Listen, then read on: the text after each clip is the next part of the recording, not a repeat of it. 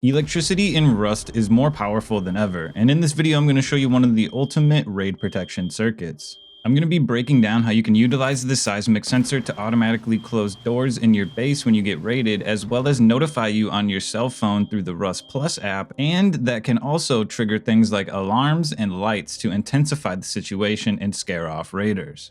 If we take a closer look, these are the components that you'll need for the first part of the circuit that'll notify you and trigger things like lights. And all of this will be running off one solar panel and a small battery. The first thing we're going to do is take the output of the battery into this first electrical branch, set the left side of this branch to 1, and then run it through the seismic sensor into the blinker light. The reason we're using this blinker light on top of the seismic sensor is because there's 3 levels of vibration that it detects. And the first level is a bunch of things like grenades that you can see on screen here that we don't want our phone to notify us about. So by using this blinker light, we skip level 1 and go straight to 2 and 3 only for things that'll notify us on the phone. Next, we'll be taking the right side of each of these 3 branches down here and chaining them together. The right side of the 3rd branch will power our timer. Set the left side of the 2nd branch to 1 and then run it into the power in of our first blocker, followed by the pass through of our blinker light going into the block pass through of our blocker. The output of this first blocker will block the pass through of the 2nd one above it. Moving on to our 3rd electrical branch, we're going to set it to 2, and this will be ran over to the power in of our 2nd blocker. Now when we shoot a level 2 explosive, you can see the 2nd blocker opens up when the seismic sensor triggers the one below it. Next, we're going to take the output of this 2nd blocker and run it down to our smart alarm. The smart alarm has a power out that we're going to run up to our timer's toggle on node on the right side of it. This timer is going to be used to keep the lights and alarm on, so I have it set to a ridiculously high number. We'll then take the output of this timer and run it into a new electrical branch. We'll set the left side of it to 1, which will run down to an alarm. Keep in mind that these alarms only have a power in, there is no pass through, so if you wanted more than 1, you'll need to set up a splitter or more branches. The right side of our branch that we have here will be used to power our lights, which will scatter around the inside of our base. And you'll be able to place around 10 of them if you want. Now when we shoot an explosive, you can see the smart alarm triggers, sending a message to your cell phone, and then the timer keeping the lights and alarm off. If you want to reset the timer, you can just right click it with a wire tool and then place it back. Before we move on, I'm going to explain a couple things that newer players might be confused about. It doesn't really matter where you place your solar panel down, but you want to generally place it towards the north or the south, but it's not too big of a concern as it'll most likely fully charge the battery because the active usage on the circuit is basically 0 until the seismic sensor is triggered. The smart alarm is something that interacts with an app called Rust Plus that you can download on your mobile device. Once you've downloaded the app, you'll have to sign in with Steam, and then when you're in game, you can press escape and you'll find a menu option called Rust Plus. There, you can pair your device with the server that you're on, and then head over to the smart alarm, interact with it by holding E, and you'll find an option to pair it to your device, which you can then set everything up there, and it'll notify you once it triggers. So, now that our seismic sensor is set up to burn level 1 vibrations, when it triggers, our smart alarm will only send text messages to our phone for satchel, explosive ammo, C4, and rocket raids.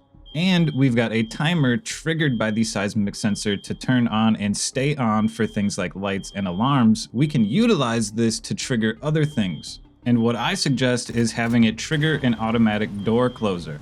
This is going to require another small battery and solar panel, and we're going to run it into a smart switch. This smart switch is then going to power door controllers, and you can run them in a series by utilizing the pass-through. You'll only be able to use 15 door controllers per small battery, so I suggest putting door controllers only on your garage doors and keeping all sheet metal single and double doors closed all the time manually. Not only will you have a smart switch that you can connect to your Rust Plus app to manually do this, it'll also be triggered by the seismic sensor, closing all your garage doors. This is especially useful if you get online raided and you're not in your base. It will trigger to close all the doors automatically. And in case you didn't know, by using smart switches or switches, anybody who's not authorized on the TC will not be able to interact with them. So I suggest putting your switches next to your TC. So let's get into how we're going to set this up. You can see we've got the exact same circuit. The only thing we've changed is by adding an electrical branch, a memory cell, a button, and a blocker. This new electrical branch is placed in between our third one from before and the timer, which previously powered the timer and sent power to our alarm and our lights. And if we take a closer look at our lights, we're going to need one power within the series of our lights to trigger the set function on the memory cell. The purpose of this button is to reset the memory cell, but we'll get back to that later. Don't place it down just yet. So what we're going to do is disconnect the timer and this third electrical branch and use the right side of that branch to power our new one. And currently we require 3 power. 1 power to trigger the alarm, 1 power to trigger the light, and then the third power, which is going to trigger our door controller. You will need to set the left side of this new branch to however much power you need for your lights, alarms, and you'll only need 1 power to trigger the door. So we're working with 11 power here. This new door controller is going to end up taking 2 in total, 1 from the left side of this branch and 1 from the right side of this branch, which means you're left over with 9 power for lights and alarms. So the maximum that you can set the left side of our new branch is 10. The single power on the right side of our new branch is going to power our memory cell, and then we're going to use the right side output to block the pass-through on a blocker. This blocker is on the new solar panel and battery that we're using to power our door controllers, which is going to run in between the smart switch and the battery. When the seismic sensor is triggered like it is right now, the pass-through will be blocked from all of the door controllers, causing them to close and stay closed. Once this memory cell is triggered by the seismic sensor detecting an explosion, it will not reset itself. So after the raid is over, if you didn't lose, you can come right-click the power on your timer, push the button, and your circuit is now reset. Something that you'll want to keep in mind is that if you have this smart switch here, you will want it to be on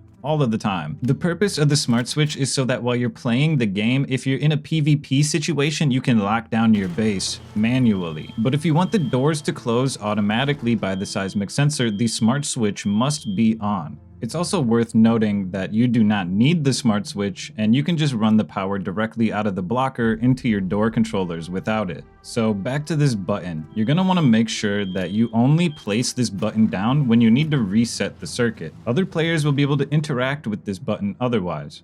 So now I've got one more version of the circuit to show you, which is the most simple. We've still got our blocker powering all of our door controllers with the seismic sensor blocking the pass-through of it. But now, as you can see, we've eliminated almost all of the components here. We've got our single branch with 1 power powering the seismic sensor, burning the level 1 vibrations with the flasher light, which is now sent to the set function on the memory cell, and the memory cell is powered by the right side of our branch. And we've got 1 branch above the memory cell powered by the right side output, with the left side of this branch set to 1 power, which we use to power our smart alarm to notify us on our mobile app. And then the right side of this electrical branch blocks the pass-through to our door controller's power, causing the doors to close once the seismic sensor has been triggered by an explosion. The difference between the two is that we're using a timer instead of a memory cell in the first version to hold our alarm and lights on, because the memory cell is a tier 2 workbench item. Everything else in this circuit is a tier 1 workbench item besides the seismic sensor, smart alarm, and smart switch. So if you found a smart alarm and a seismic sensor, you can set everything else up in this circuit without requiring the memory cell or the smart switch. On the other hand, the simple version of this circuit is going to require a memory cell, which means you'll need to have found one alongside of the smart alarm and seismic sensor, unless you're just tech treeing to these in the tier 2 workbench. So in that case, if you are tech treeing all of the components that you'll need from tier 1 and tier 2, you should just build the simple version of the circuit. As you can see here, you can still power things like lights and smart alarms with that last electrical branch that blocks the pass-through on the blocker. And if you wanted to add something else like an alarm, you simply just take the right side of it, power a new branch, and then split all of the power off like we did earlier,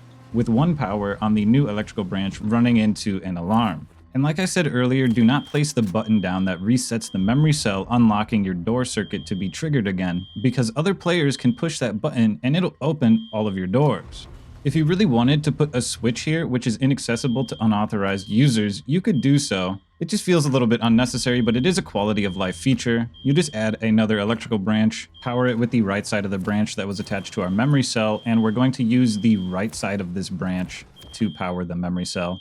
setting the left side to 1 power, which we'll now use for our switch, which will run the output into the reset function on the memory cell. So now, when users are unauthorized on your TC, they won't have access to the switch that will open all of your doors. So I recommend putting the switch next to your TC. That's all I got for you guys today. Leave a like if you enjoyed the video, leave a dislike if you didn't, and I'll catch you in the next one.